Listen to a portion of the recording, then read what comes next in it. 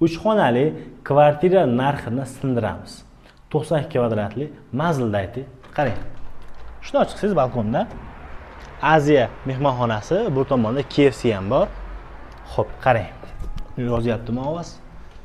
Bu mehmonxonasi, uyimiz 5-qavatda joylashgan, gaz, svet, suv joyida, jihozlar qoladi. Bu koridori. Lift ishlaydi bu yerda. Bitta, yana bitta xonasi bor bu yerda.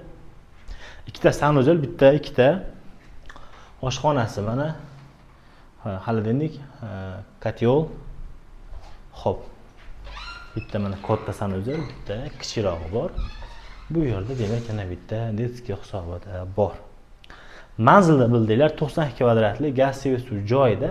Qaranglar, naqd sindiramizda dalili mana shu qavatni 7-etajda xuddi shunday uy 68 ming dollarga turibdi.